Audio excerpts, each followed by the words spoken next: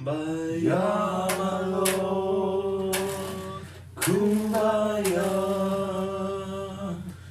Kumbaya, my Lord, Kumbaya,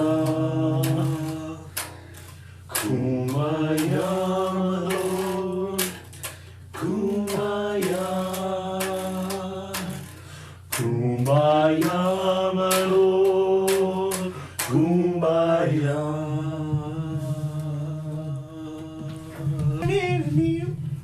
The Walrus and the Comic.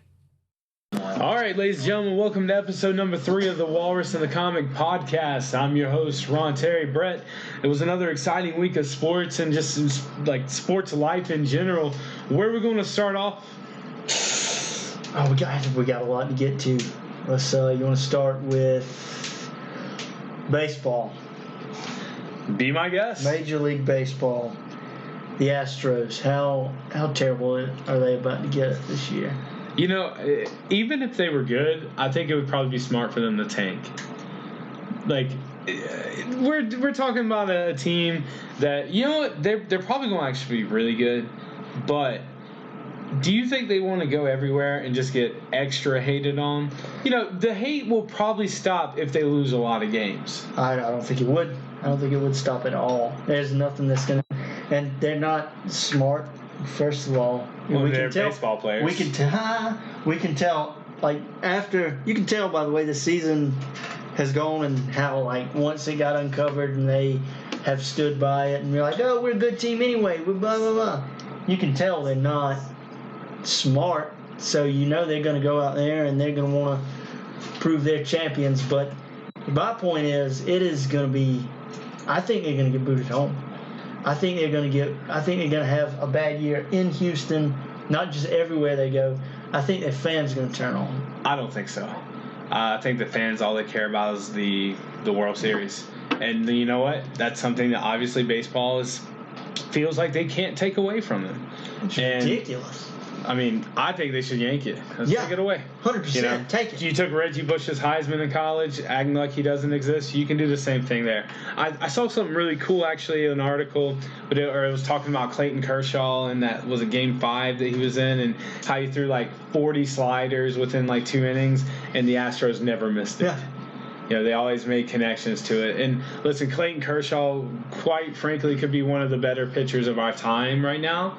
And he's towards the end of his career. Yes, that could be. Yeah. But he's definitely I can't just imagine him being that hittable in the World Series. He's not that hittable. And so it just kind of stains him. I know before in the past. I couldn't imagine him being that hittable. He is hittable. He's had, like, that's one thing about his career. He's almost like, you could compare him to Peyton Manning. In the like, playoffs? Yeah. He crumbles. He's a Cy Young guy. He carries you all the way to the playoffs. Is a candidate for the MVP. Gets to October and he lays an egg. But I get that. He shouldn't be that unhittable. Yeah, like I just think ridiculous. I think Game 5 World Series, you've gotten that far. I feel like Clayton Kershaw could have had it in him that game.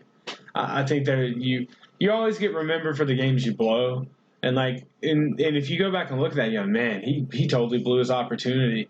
But was it really him blowing his opportunity, or was it the Astros taking advantage? You know, maybe Vince McMahon of the WWE should actually go and talk to the owner and the manager of the Astros organization and really learn some good things about cheating and learn about developing, bad people.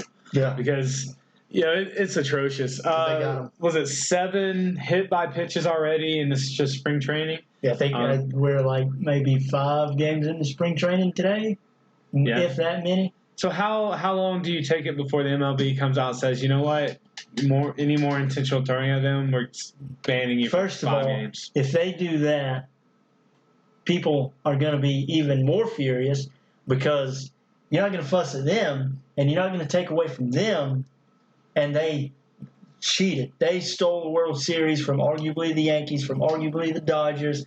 They stole it. They took it, and you're not going to punish them. You're going to say, it's fine. You set the precedent that it is okay to cheat. This is fine.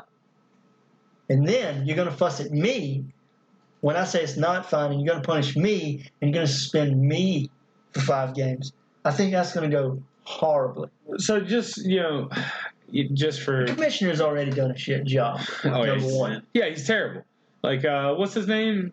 Is it Manfred? Rob Manfred. Yeah, has already ruined the whole... I mean, this whole thing has been ridiculous. I think it kind of put him between a rock and a hard place, and he felt like that he really legitimately couldn't take it. No, it was a simple... It was not a rock and a hard place at all. So, all right, let's shift gears. Rob Manfred allows... the Houston Astros to do this. Well, I say allow, but he allows them to get away with it. And with that being said, do we put Pete Rose in the Hall of Fame? 100%. Why? Give me your justification, man. This is your time to let the people know, hey, this guy deserves to be in the Hall of Fame. He was a cheater. All you have to say is they get to keep their trophy. They will always... forever, no matter what happens, you can say till you're blue in the face, they cheated to get that World Series. They cheated to get that World Series. Well, guess what? The commissioner says they're champions. The commissioner told you, the fans, after you got angry about them cheating, after everybody found out they were cheaters, the commissioner told you, I don't care, they're champions anyway. Why in the world can't one of at least top 10, maybe top 5, maybe can go greatest? I'm willing to go all the way to the top. One of the greatest baseball players of all time. Bet on some baseball games. He didn't cheat. He didn't cheat to win any of his games. He didn't take any steroids to win any of his games. He didn't do nothing. He did not cheat through baseball. And now you're telling me that it's not fun, but the Astros are champions? Get out of here. Stop it. So I look at things in terms of the integrity of the game, and both of those things, I think... Integrity's gone. Well, that's what I'm saying. I think both of those things destroyed the integrity of the game. I think betting on it was just as bad as actually cheating during games. And I'm not going to disagree with you. I've never... Listen, my history of loving baseball was the Chipper Jones era. After the Chipper Jones era of the Atlanta Braves, I could really just got away from baseball. I actually got in a little bit late. I'm kind of new to the game. My era is the Freddie Freeman era. Yeah. So I'm newer. Yeah, so, Chipper Jones, Andrew Jones. I used to love this guy named Julio Franco. Had the weirdest batting stance you could ever see other than Craig Counsell. But I watched a lot during that time period, and I kind of got away from it. But, man, it absolutely blew my mind when he didn't strip them of the title. Yeah. I know your championship's important, but, man, you can't – he set no precedent. And he called it just a piece of metal. Yeah. Yeah. And he set no precedent. And what I mean by that is, all right, you're going to take away, a few draft picks. You've already won the World Series. Yeah, I'm a champion. That's the only thing that matters. And you know what? I will say this. Hardcore fans will probably remember the day the Astros cheated. Yeah. But the average person, within 2 or 3 years, they'll never even think about it again. And I think that's what Rob Manfred was looking at when he decided, you know what? I'm just going to let it be. And then if it happens again, then it's going to be more severe. But I just think he felt like he just couldn't really do anything. Well, I see what you're saying, what he felt like, but he was wrong. He was incorrect. Don't you think? Oh, yeah. Or do you think there's nothing he could do? You're not going to get any argument from me on this. I 100% believe he should have taken it. Okay. Okay. I don't think we can really argue this point because I think we're both on the same side here. That it was just a terrible mistake on his part because he had the opportunity to say no one will ever do this again, and they blew that opportunity. But was it a mistake? There was nobody in his ear telling him, "Listen, you're doing the wrong thing, man." He didn't have time to think about it. You think I don't know if I would call it a mistake. I don't know if I would say he thought about it and he still today thinks he did the right thing. I still get that impression from him that he thinks he did the right thing. Well, he probably did the right thing by the owners. Okay. like by the owners, the owners who essentially are his bosses. So, You don't maybe, think you think that's what the owners would have had him do? well, I think Ignore it. I think if any other owner would have been in that place, they would have wanted that. Maybe the other owners weren't smart enough to be the Houston Astros. They got the World Series, man. Isn't that all that matters? Okay, well then, if that's the case we're standing on, you're not smart enough to be the Houston Astros. Then I got to make this argument: you have to take that asterisk from beside Barry Bonds' name. He's the home run king. Take that asterisk out. Yeah, the steroid. Listen. I look at the steroids era as an era that the MLB needed to survive. Oh, 100%. Because during that era, like, ratings were soaring because people were tuning in to watch two of the greatest hitters that they had seen in their lifetime. There have been better hitters. I understand that. Right. But in that time period, that was an exciting time to be alive. I had as a kid growing up, a Barry Bonds commemorative gold coin that said this home run total and all that stuff. I was watching the game, I believe, when they found Sammy Sosa's bat was corked. I was watching that game, and I remember the confusion that was going on. I was like, "What's the big deal? What's the problem?" I don't have a problem with Barry Bonds and Sammy Sosa going in the Hall of Fame. I really don't. I think because during that time period, I don't know if I could say the majority. I at least think 40% of the players were using. Yeah.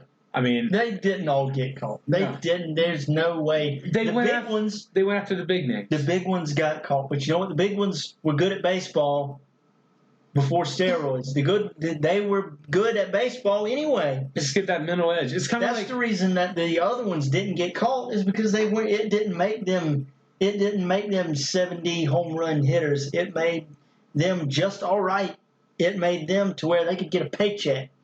Well, I think that the interesting thing you look at is, like, think of it in this terms. The NFL, they ban a lot of substances.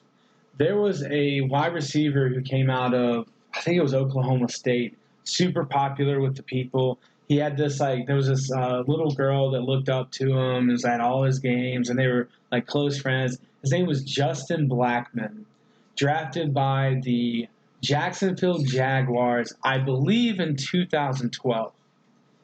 And he gets there, and he fails his first drug test. You know what he failed for? What he failed for? Well, it wasn't marijuana.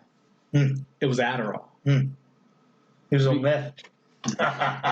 Nah, man, he was on Adderall. Like a good portion of the American population, because there's a ton of people who are taking Adderall. Meth. Yeah, so if you are, meth, whatever you want to say. Hear this. There's so many people taking this substance, right? What do we say? But Meth or Adderall? I'd say meth. Trailer park candy. Trailer park candy. That's what I thought. Trailer park candy. Ron does not like being wrong. You see how we got a medical name on it. It ain't meth, baby. We're trying to church it up. I'm just Adderall, boy. I'm just trying to give good Well, content there's to people listening. I'm trying to get good content. This thing's boring. Man, I'm saying easy. Well, meth head. I'm ready whenever you are. Continue. You sure? Continue about the story about the meth. You want to start over? No. I will start over. No. This is good stuff. We were doing good stuff. No, the meth stuff is, that's stupid. I 100% stupid. Adderall's meth. It's definitely but just the way that turned from we were actually having a good conversation to him coming in and was like, meth. He started meth. I started it. Yeah, but then he comes in. It was funny. No. Let's get it. Come on. Brandon, with that, I gotta laugh. I'll laugh. Yeah. Motherfucker. We got 33 people watching our our episode 2. Because we need more funny. Yeah, but meth isn't funny. And I like how he classic. He came over here going, meth. What do you mean meth isn't funny? It's not funny. It's a drug. It's people who take it are stupid. Meth heads are hilarious. Nah, not really. Keep going with what you're saying. I'll just stay here with the smite. I'm offended, Are we turning this into a straight sports talk show? There's no reason just to say meth, though. It's a joke on Adderall. It's an Adderall joke. I don't think the majority of people would get it as a joke. Everybody in this room got it. Yeah, but The majority of people not know sports it's legalized. person. Not sports person. How many straight We're sports trying- people do you think are listening to We're your podcast trying. right Yeah, now? but we're Called trying the to. Walrus and comic. Yeah, but we're trying to get people to actually appreciate it for the sports. I mean, 'cause if not, then there's no reason to be a Well, sports. then why tell people I'm a comic? But there's no reason to do call it sports report if we're not just going to like talk about. We were sports. doing sports. We're doing sports. But like He made one joke. But the whole I made one joke. But the meth thing isn't a joke. Jesse, you wouldn't know. No, like the majority of people are not going to laugh. Meth. People are not going to laugh to that. Like it's not funny. It's just a drug. It's the name of a drug that you went meth. No, but it's a play on Adderall because Adderall is fucking meth. But the majority of Americans don't know that. Yes, they do. No. Yes, they do. No. Do That is common Do your knowledge. poll up on Facebook. That's common Do your knowledge. poll on Facebook. Prove me wrong. Do a poll on Facebook. No, we're pretty Like you did with the crappy pants. pants. Most nights are offended. All right, well, keep going, keep rolling. Well, I know my place. So the guy gets drafted. He gets busted for Adderall. And in the NFL, Adderall is a banned substance because the extra focus it gives you allows you essentially to cheat and become a better player.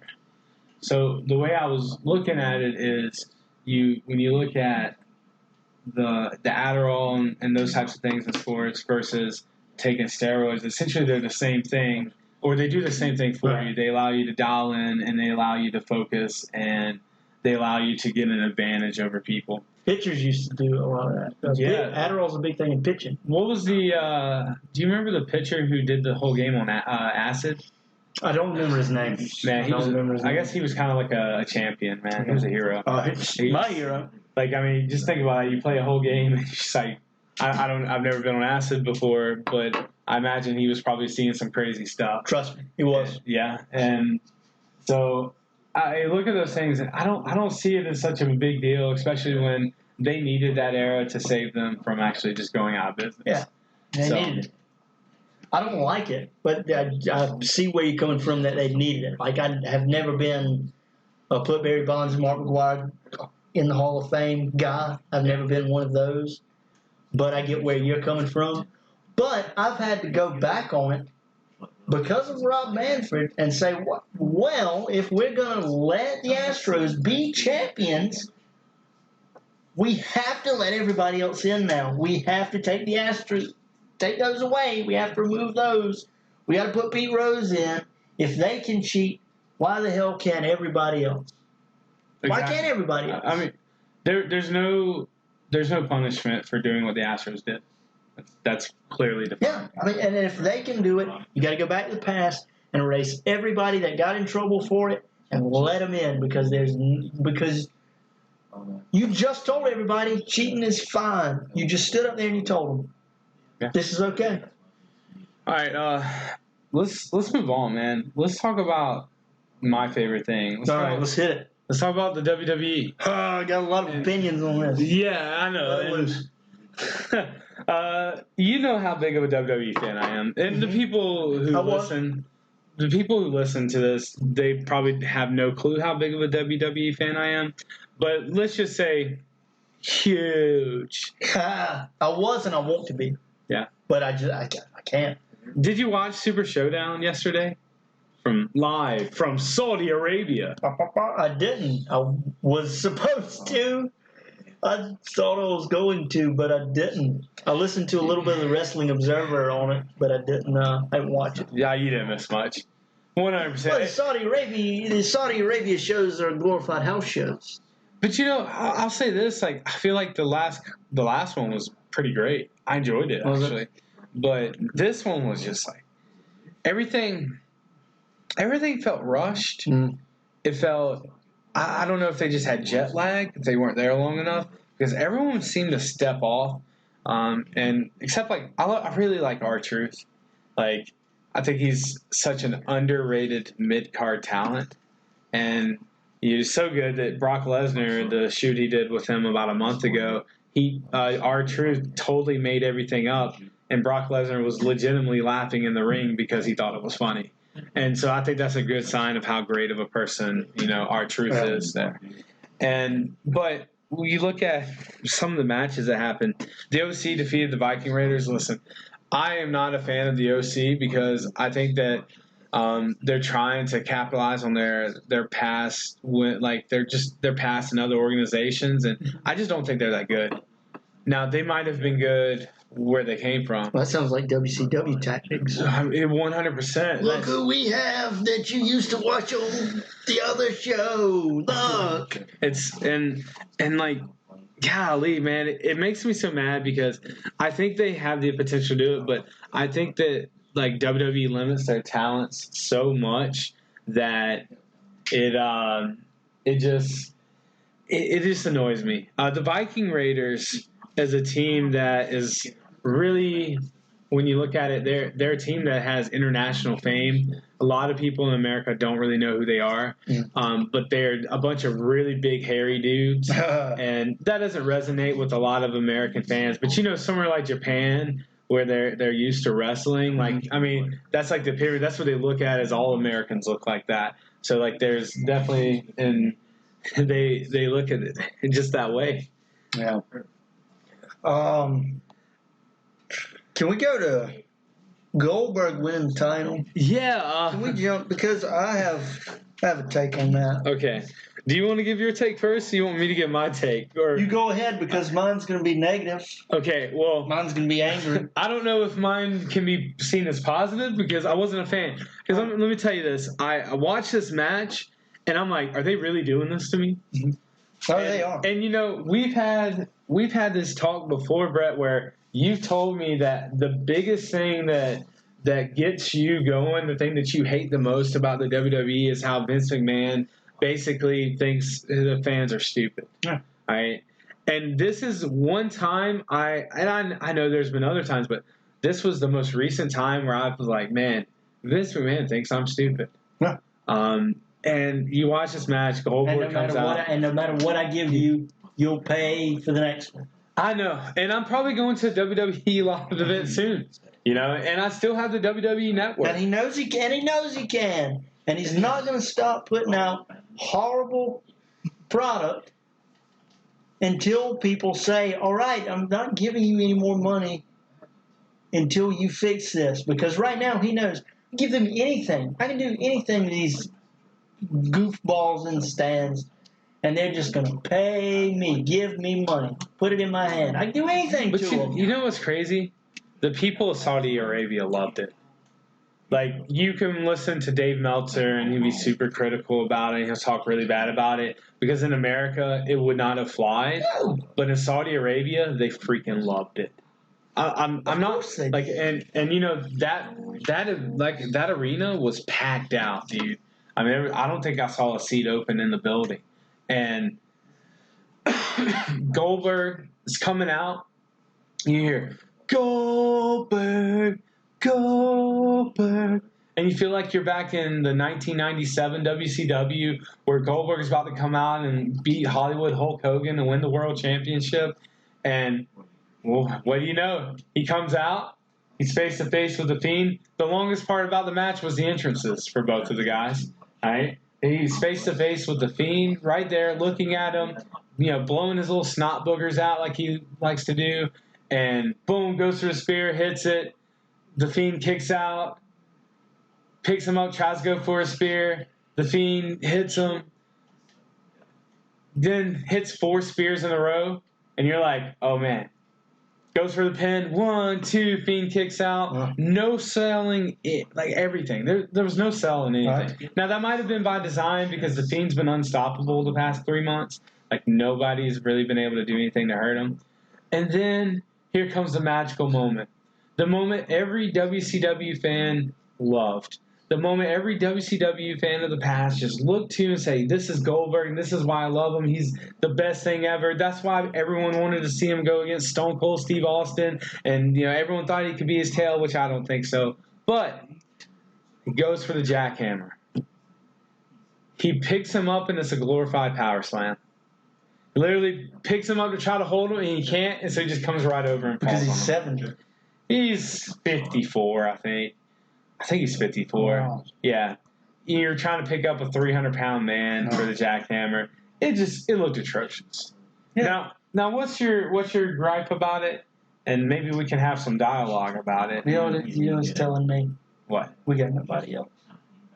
We got nobody else. We got nobody that anybody likes. I don't know how to make anybody a star. I don't know how to push anybody anymore. So why not just keep going to the well? We know what worked. And we know these people in the fans love what worked. They love nostalgia. They love all that. So let's just do it because it's the simple solution. It's the easy way to go. It's the easy way out. Goldberg winning the title, everybody will scream and yell and go crazy, and it's the easy way out. We don't have to try a thing. Nothing. We just use Goldberg. We just use The Undertaker. We just use Kane. We ain't got to do nothing. I mean, I guess I see why he does it, though, because it draws money. Whenever people see, oh, man, The Undertaker's going to be there. Oh, man, Kane's going to be there. Oh, man, Goldberg's going to be there. Oh, man, Brock Lesnar's going to be there. Whenever people see that, they get excited, and it makes them more willing to be there and pay more money. I remember this week looking on I look a lot of wrestling places, just to kind of see what's going on and any inside information I can get. Well, they spoiled on Tuesday a picture of The Undertaker arriving in Saudi Arabia. So, everyone knew he was there. Everyone had heard the rumors that he was going to be working with AJ Styles. And, golly, what a letdown that segment was. Yeah. It was terrible. Literally, AJ Styles is waiting for him to come. AJ Styles eliminates R-Truth, actually, after R-Truth takes a beat down from Eric Rowan. And AJ Styles is standing there. And you see this little vignette in the back, essentially, where, boom, Carl Anderson is thrown. Boom, Gallows is thrown. And, oh, man, who is it? And he's like, what's happening? What's happening? Dun. And then the whole place goes wild. Of course. Whole place. And, it takes him about 5 minutes to get to the ring because he's got that bad wheel and the bad hip. He just had hip surgery a few months ago. Yeah, and they have nothing else in the tank. So guess what they have to do? Listen, man. Listen, bad hip. Listen, bad knee. I hate it. Well, we got nothing else. We need you because I don't know how to do anything else. Yeah, so, all right, I get this feeling, right? So we talked about this a little bit on the way here to do the podcast, and I get the angry sentiments and the man, why does he think we're so stupid? But I did read a really good article that just pointed out the fact that, they needed the belt to go to someone else because Roman Reigns is going to be the next champion, and they didn't want Roman Reigns to be booed going in against The Fiend because The Fiend is the most exciting wrestler WWE has right now. And so I guess I kind of get it from that standpoint. But, man, why are you feeding me this garbage? Now, I've been watching AEW. I actually have not missed a Raw, SmackDown, NXT, or AEW event on TV in about 3 months. And I had high hopes for AEW, but, man, it's really not good. It's really not as good as you thought it was going to be. You know why? There's a few reasons why. Number one, the tag team wrestling is terrible. No one tags in and out. The referees count doesn't matter. There's no ring psychology there, and it's just it's a total letdown. Now you have your big matches that are exciting, this whole segment with Cody Rhodes and MJF. Listen, the belt whipping that they did a couple weeks ago blew my mind. That was good. All right, but they're winning the ratings. They're beating NXT in the ratings. Yeah, but they're losing to SmackDown in the ratings. Come on. Oh, I know. But you're losing to Titan. Can you really look at them as a legitimate competitor yet? Because they're not beating the B show. Because technically Raw is the A show. They pushed to make SmackDown the A show. Yeah. They moved it to Fox. They're doing everything to make that the A show, and that has, as a result, given it, the A show stats. I think in the ratings. So you're losing to the A show. I hadn't looked at what if AEW and Raw are any closer, or whether that one is just as far apart. You know. But Who I it's would like you're to losing see? to a 20-year staple. Yeah. I mean, how can you? You can't. But you know who I would have liked to see at Super Showdown? Randy Orton. Yeah. Have you been keeping up with that? I know he's your favorite wrestler. Have you kept up with him the past month? I haven't. I've been doing a bad job at WWE. We are talking about one of the best returns to a signature character we've ever seen. He is back into like the legend killer status. Oh man. I mean the way he destroyed Edge with the concerto. All right, the way he destroyed Matt Hardy 2 weeks in a row, and then I read a thing they were talking about. Bully Ray was talking about on his podcast how legitimately Matt Hardy put his life into the hands of Randy Orton, taking a chair shot to the neck while on steel steps. Yeah. He said one wrong move, paralyzed for the rest of your life. But he's like Randy Orton. He said it affirms why he is one of the best. I was about to say he doesn't get enough credit for what he is. For how good he is and how good he's always been. And that's what they're saying. So he's slowed down, right? Mm-hmm. He's been more methodical with his moves, which is probably during that time period like what you really liked about him. And then he's playing with the mind of the fans. He comes out and he's like, I'm sorry. Guys, I'm sorry. I don't know why I did. I'm sorry. And that's what you've been getting the past month. And the psychology is just mind-blowing. I think you'd really enjoy his segments, to be honest. I probably would. I just have to make myself turn on WWE television. Yeah. You know what let me down? I have to force myself. Yeah. Well, you can do it, buddy. I believe. Put myself in a submission and say, watch that stuff. Well, let me tell you what also disappointed me about the show. The women's division match was terrible. Bailey versus the Usos. Women should be wrestlers. You're right. At least Saudi Arabia would agree with you. Yeah, hey, listen. And I'm a progressive. so this is the second match they've had in Saudi Arabia for the women. Bailey versus Naomi. Naomi's just coming back from her sabbatical. Like, she just kind of stepped away from wrestling, and, well, she looked rusty. Really bad. There was a lot of missteps in the match. Now, granted, it's an exciting thing for, like, the women who are in the crowd. So you can see the women really enjoy the match. The men hate it.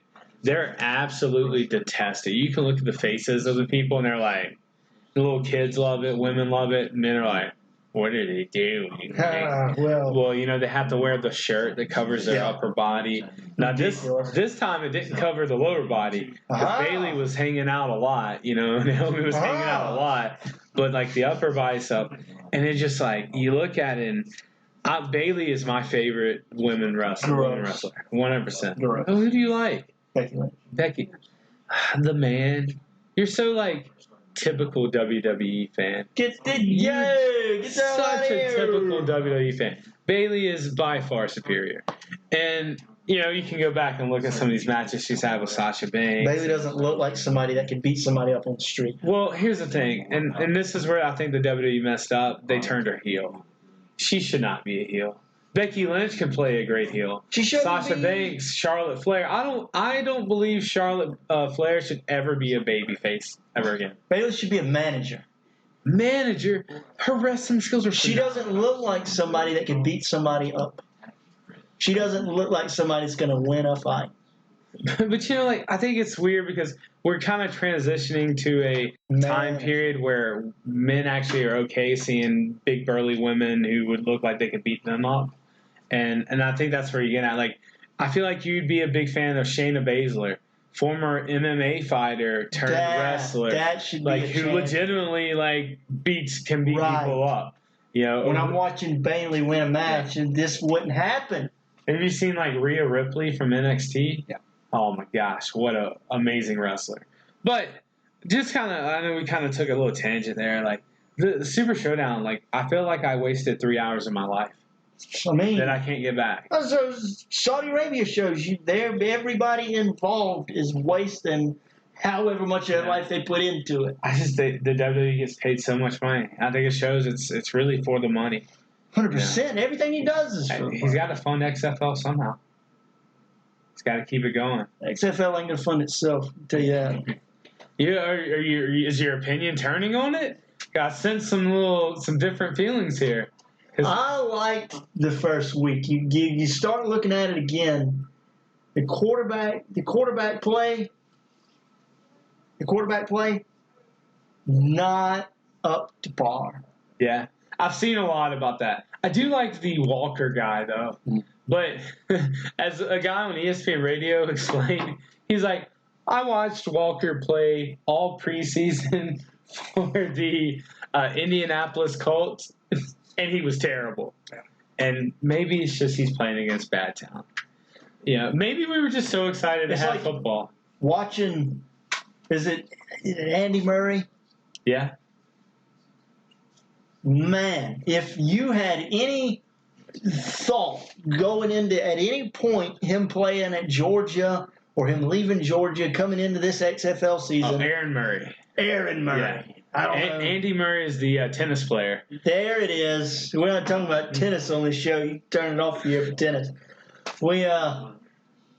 If you had any thought that Aaron Murray was going to be he should be in the NFL, he should have it. You're wrong. You found out quick. I was a big fan of Aaron Murray too. Terrible. But we grew up watching him destroy South Carolina. Not only could he not play in the NFL, he threw 4 interceptions in his first game in a football minor league. He can't be good in a semi-pro league, if you want to call it that. And what would have happened if he would have went to the NFL? I don't know if he would have made the practice team. Maybe who drafted him? Do you remember? I can't remember. Seeing his name, I didn't know he was drafted. I feel like it was Kansas City. I didn't know he was drafted. Yeah, because they should be ashamed. The Bengals tried to trade for him a few years ago, and then the team said no. He's too good. He's our next person. He's too good.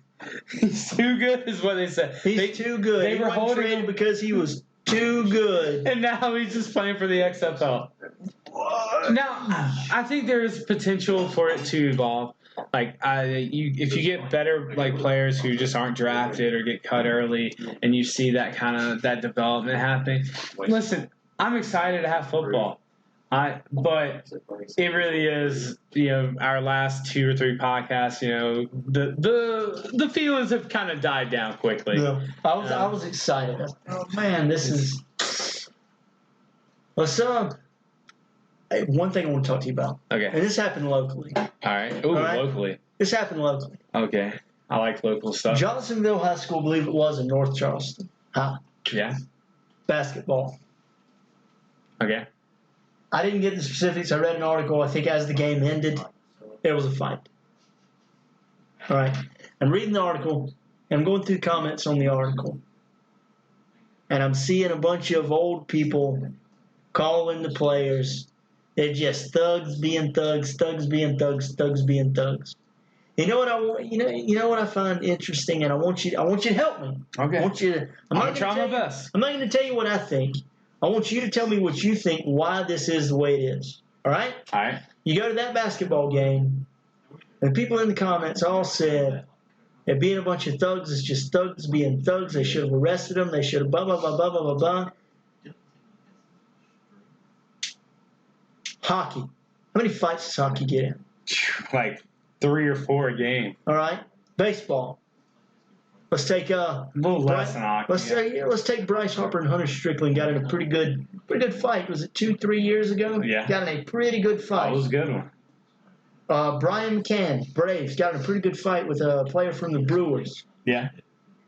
Did you see the legion of people calling them thugs? Did you see the legion of people calling the hockey players thugs? Never. I didn't either. Can you give me can you spot me a difference? Yeah. The color of the players. Why don't people?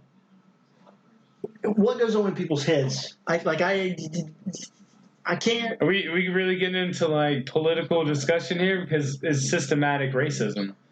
I mean, if that's what you want to be honest about. It's hard. I always when I see this, I feel like I should be able to understand it because people are stupid, but it shouldn't be I can't imagine having that much tunnel vision, having because I can imagine those old men watching hockey or baseball, and there's a fight, and they're like, yeah, punch him, get him. Oh, that's my boy. Those are my boys. Get them, Yeah. fight them. And then when they're watching a basketball game and a fight breaks out, they're throwing their remote at the television. Or when like a NASCAR wreck happens, Yeah, and like they two love people get out and they start beating on and each other. they love it. They can't hardly hold it. They love it. How do you I can't imagine being that blind. So I think this To is everything. I think this is twofold here. Number one, I think the age of social media has allowed it where everybody can be a 6'5", 280-pound jack man walking down the street and can say whatever he wants because someone's too scared to hit him. Because it allows you to hide behind the screen. Right. Brett, how big are you? 5, maybe a little less than 5'8". How much do you weigh? 130 pounds. 130 pounds. I'm 6'1". I'm 275. All right. So it's like you have the opportunity to be me Right. walking down the street by looking at your screen and saying whatever you want. In no way would that person ever have said that in that arena when it was happening. You know why? Well, absolutely not. But what I'm saying is I think they really are thinking it. Oh, yeah. And how doesn't that connection happen in their minds? Like when they're looking at this and they're thinking a bunch of thugs, how does that connection not go off in their minds? It's a fight in sports. It happens in all sports. It happens. It's a fight. It's because Fight. it's not their people. Really. I think it boils down to What do you think? Do you think if you were sitting down and talking to those people in those comments and we're having a conversation and you're saying it's a fight in sports, do you think you could rationalize it with them, or would they disagree? Oh, with they would never find a way to agree with you. Like, they would always argue up and down. Well, that doesn't happen in baseball. You would argue the point. Well, that doesn't happen often in baseball. That's right. You'd argue that point. They're always going to find some reason to disagree with you about it. But we know what it boils down to, Brett, because we live in the South. And if you're from anywhere outside the South, listen to this podcast. Number one, we appreciate you listening to this podcast. But you don't really understand what it's like in the South unless you grew up and lived in the South and you saw these types of things. Brett, I played middle school football in 2001 to 2003 until I went to high school at 304. Mm-hmm. And I remember my B team football coach, Brett, sitting us down, and we had to watch Remember the Titans. Because, you know what? A lot of us came from areas where the one elementary school was mostly black students. One elementary school was mostly white students, and then there was one that was kind of mixed. Well, you know, this is the 2000s in South Carolina. We're watching Remember the Titans, so we can understand that, you know what, we all bleed, sweat, and, you know, the same. And I don't think the older generation really gets that. I really don't.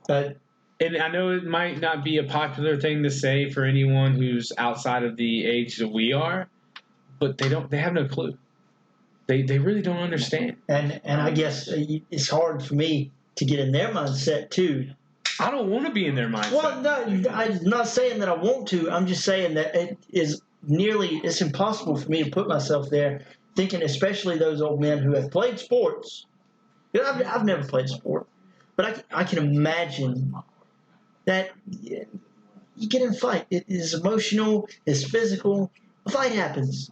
And I feel like an old man who has played a sport could see that and say, a fight happened. It was a sport fight happened. Maybe he just doesn't remember what it's like to be young and get in fights. Because he's past his prime, I guess so. Past the glory age. I remember growing up and my dad was like, hey, son, get in however many fights you want. But when you lose one and you come home, you're going to get your butt cut again. You know, that's what I grew up with. Mom was like, don't listen to your dad. You shouldn't fight. You shouldn't fight. Listen. I got the same advice the former, your dad's advice. Yeah. I mean, it's just, you know, it blows my mind how people say stuff like that. And it's just because there's really no punishment that happens from saying it. Yeah. There's no, like, there might be some chastising, but they don't ever have to go back and look at that post again. For it. They don't have to go look at that post ever again. Yeah, they don't have to answer. Yeah. They can mute it right then. They can comment that and mute it right then, and they never have to think about it again when they should have to think about it every single day. They should have to think about, hey, you remember that time you said that dumb thing? Dumb ass? Yeah. Oh, man. So, man, that sucked. It sucked the game ended like that. Johnsonville's been putting up 100 points on people for like I heard Johnsonville had been a good team all year, and North Charleston upset them. Yeah, just kind of ran into the wall there. And But I don't know, man. It just, me and you had the conversation when it first happened, and I thought we'd bring it up here and just kind of talk about it and see if we could rationalize it. And there's no way to rationalize it. I mean, I know you can't rationalize. Stop being stupid. Yeah, stop saying stupid stuff. Right. I know you can't rationalize with those people, but it just, like I said, it feels hard. It is hard to imagine being that dumb, I guess, because I'm not. It's hard to get down there. That's a good point. Like, it's hard to get down there. But let's stay on fighting. Oh, I knew you were about to go there. Because a big one, Tyson Fury, Deontay Wilder 2 happened last Saturday night, and Tyson Fury destroyed Deontay Wilder. Destroyed him. Yeah. And Deontay Wilder comes out, and this man says, my legs were tired because of the 40-pound suit I had on walking to the ring. Now, if I was in a 40-pound suit, you just heard how big I am. If I was in a 40-pound suit, I'd probably get tired. Got it. Deontay Wilder, 6'7", 240 pounds? 250 pounds, somewhere around there? 245. What does 40 pounds do to that man?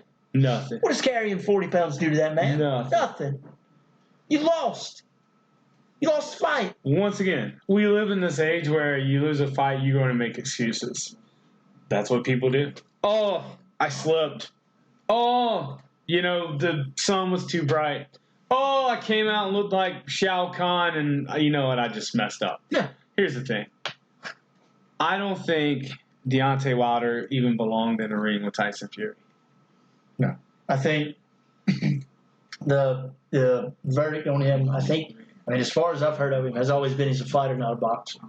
He's got a right hand. He's getting in that ring to look for that right hand and knock you out. And he's done it. Primarily, he's done it. And he was with 42-0, 41 knockouts, something absurd like that. That right hand has not failed him. But Tyson Fury is different. Tyson Fury has always been different. Tyson Fury is 6'9". Tyson Fury is 270. Tyson Fury also wrestled for the WWE.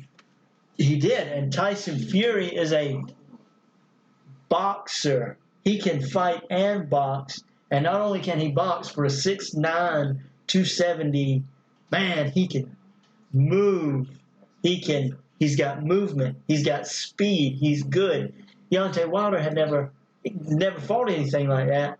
And Tyson Fury told us what he was going to do, and nobody listened. And now we know Deontay Wilder has called on this rematch clause. It's happening. Deontay Wilder, Tyson Fury 3 is going to happen. And I think, let's say this right now, I think Deontay Wilder is going to lose again. And I think if it's earlier, if it happens the same, or if he puts him down earlier, I think it ends his career. All right. So I'm not going to argue with you on the point because I don't think Deontay Wilder has a snowball's chance in Hades to pull the upset. But let's talk about the elephant in the room here. Deontay Wilder had to take that fight. You know why? He's the most popular boxer in a community of boxing fans